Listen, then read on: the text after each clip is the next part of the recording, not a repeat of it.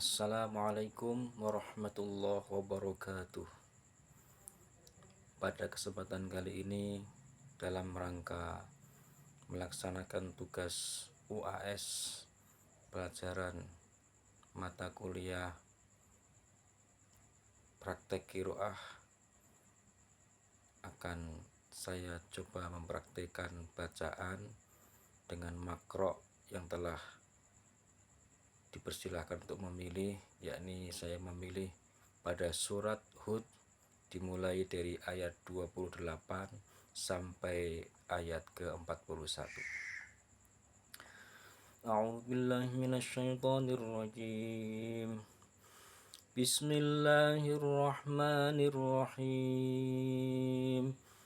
ويصنع الفلك وكلما مر عليه ملأ من قومه سخروا منه قال إن تسخروا منا فإنا نسخر منكم كما تسخرون فسوف تعلمون من يأتيه عذاب يخزيه ويحل عليه عذاب مقيم حتى إذا جاء أمرنا وفارت النور قل نحمل فيها من كل زوجين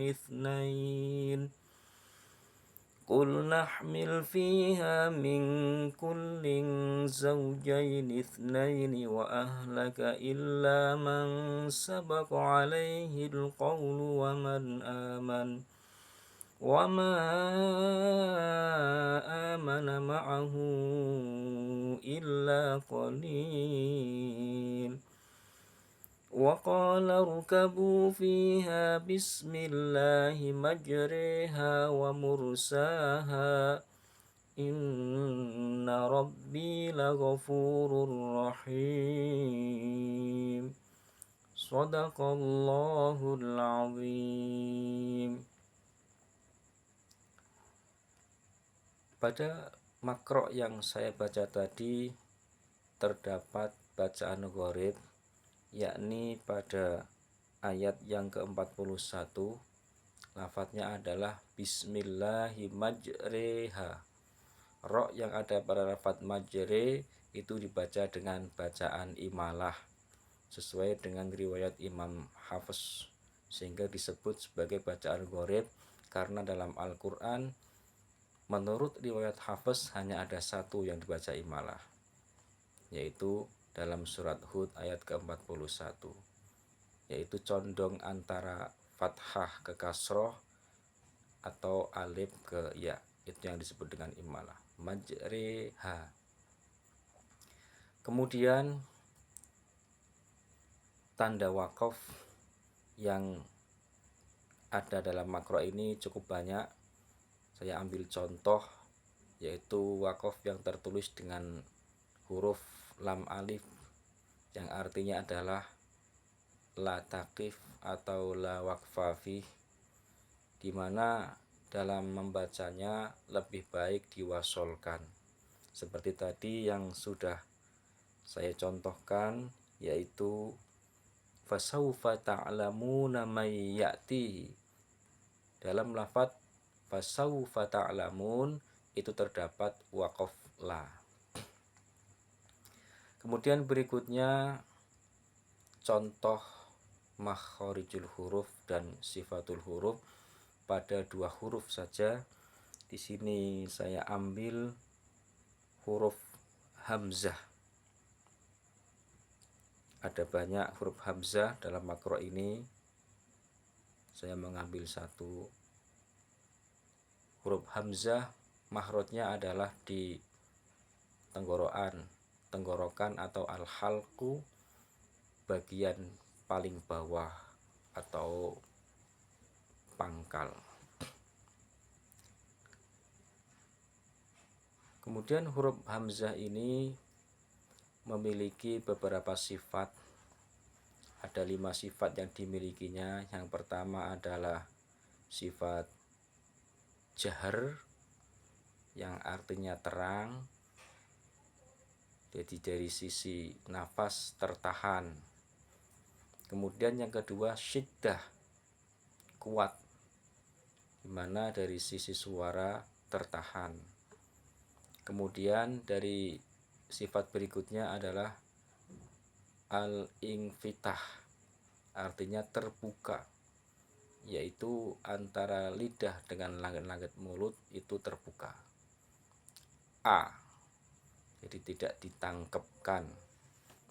Kemudian yang berikutnya adalah sifat istifal, artinya pangkal lidah menurun ke bawah di saat mengucapkan huruf hamzah. Dan yang terakhir adalah sifat ismat, yaitu di saat dikeluarkan keluar dengan perlahan-lahan dan tertahan, tidak lancar.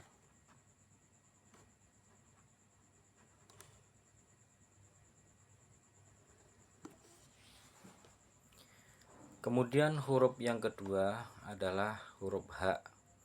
H memiliki makhraj atau tempat keluarnya adalah sama dengan hamzah, yaitu berada di pangkal tenggorokan. Kemudian sifat-sifatnya juga ada 5. Yang pertama adalah hames. Hames itu artinya samar, dalam artian nafasnya tidak tertahan. Jadi di saat dikeluarkan maka akan ada nafas yang keluar. Ha. Kemudian sifat berikutnya rokhwah, lunak.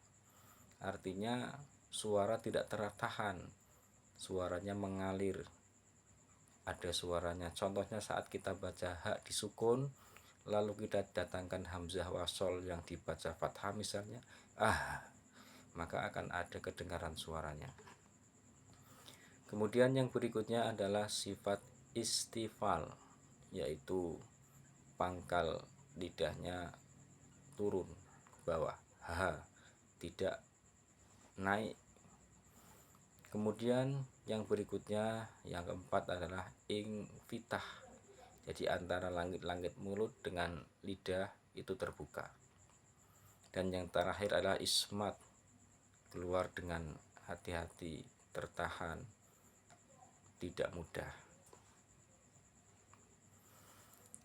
Kemudian yang berikutnya kita cari bacaan nun sukun atau tanwin yang bertemu dengan salah satu huruf hijaiyah. Satu bacaan saja. Di sini saya ambil contoh pada ayat yang ke-28, yaitu wa kullama marra alaihi mala'um min qaumihi ada nun sukun bertemu dengan qaf. Ini merupakan bacaan ikhfa. Ikhfa artinya samar, mendengung. Jadi tidak menjelaskan bacaan nun sukunnya, tidak min qaumihi tapi min qaumihi. Kemudian contoh bacaan mat yang ada dalam makro ini, saya ambil bacaan mat pada ayat yang ke-40. Wa ma amana ma'ahu illa qalil.